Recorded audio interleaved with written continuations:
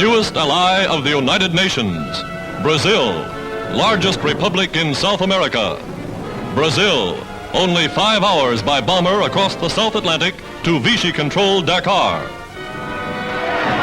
Stirred by Nazi sinkings of unarmed Brazilian vessels, the wanton killing of Brazilian citizens, a neutral nation rises to demand war upon Germany and Italy.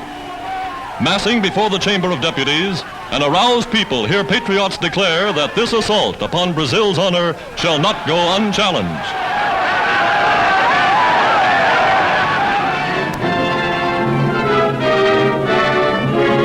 In Rio de Janeiro, the German embassy is closed. Its diplomats, along with the Italians, are held to ensure the safety of Brazilians in Axis countries. Axis-owned shops and stores are closed and guarded. Axis ships are confiscated. Today, the friendship founded between President Roosevelt and Brazil's President Vargas becomes a military alliance. The solemn pact signed by these two American nations weld them more closely now than ever before. And under the terms of Lend-Lease agreements, United States ships rush arms and supplies to their southern ally.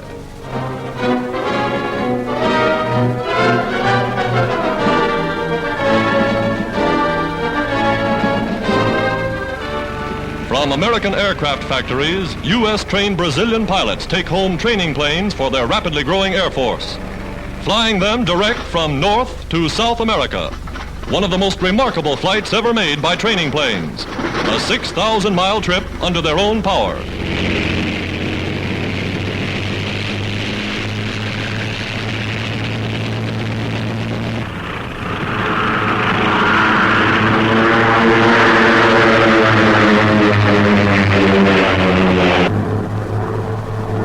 Always an air-minded nation, Brazil is proud of her 600 new landing fields and aerodromes. Sky Patrol on the alert. Pilots rush to man their ships. For Brazil, a country greater in area than the continental United States, must defend a coastline of 4,800 miles. From Brazil shipyards, new vessels are going down the ways.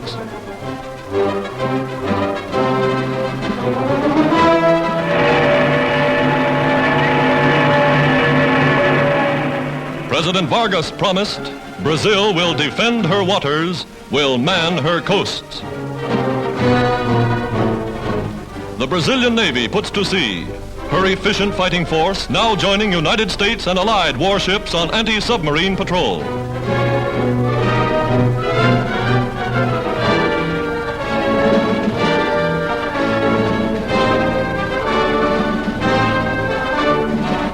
Since 1923, a U.S. naval mission in Brazil has helped strengthen its good neighbor to the south, sending U.S. ships and U.S. sailors on goodwill visits to Brazilian ports. Now, with Brazil at war, ships of all the United Nations may base in her harbors.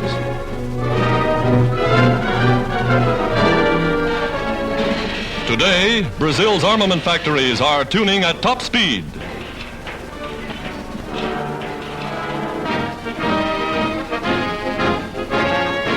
Her armed forces are on the march. Again, as in the last war, Brazil stands with the United States, first South American nation to declare war on fascist Italy and Nazi Germany.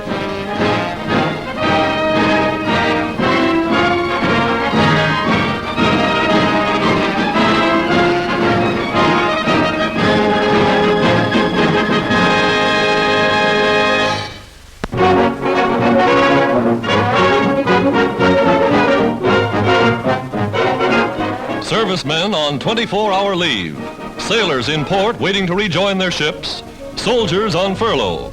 All find free food and a warm welcome at recreation centers in nearly every American city.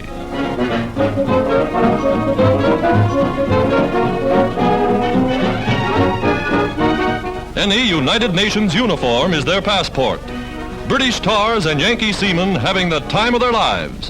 Variety stars and theatrical troupes donating their time and talent to keep the boys smiling.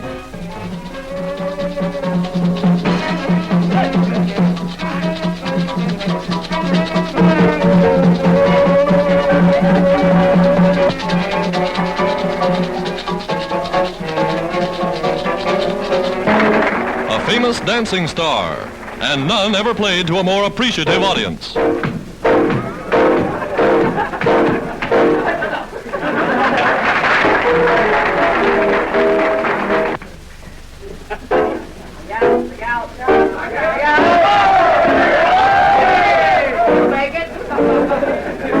An evening they'll long remember.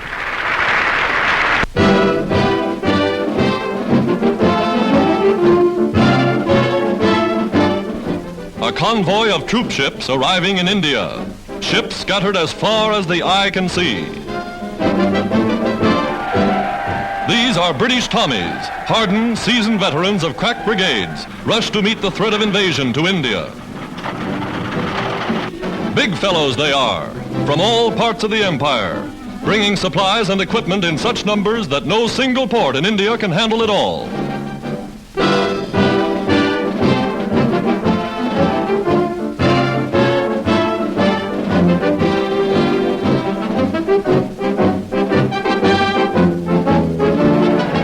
Reinforcing the British come more troops from the United States.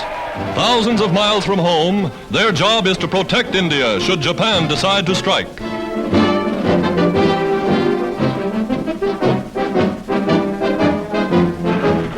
They bring a mighty arsenal of equipment, powerful new guns, tanks, and trucks, equipment fresh from the assembly lines of America's war industries.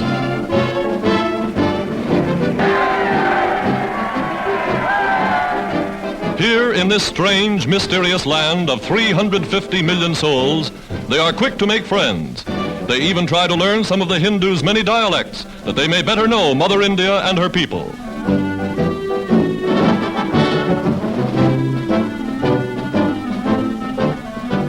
Tent cities spring up overnight.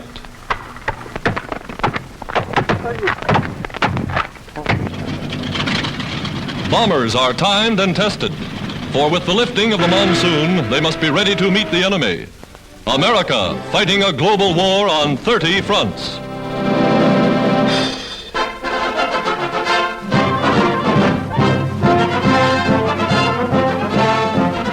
Aboard a United States aircraft carrier somewhere at sea, Army P-40s, Tomahawks, or Kitty Hawks the British call them, are now ferried to within flying range of their new bases, all ready for action.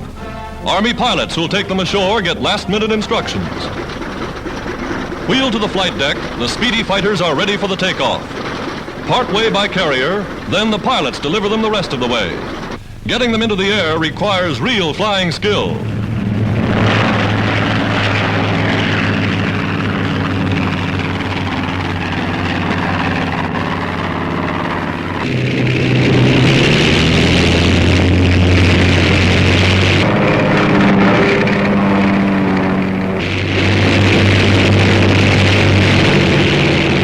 Full cooperation between the armed forces. Navy carriers speeding Army planes and pilots to United Nations bases overseas.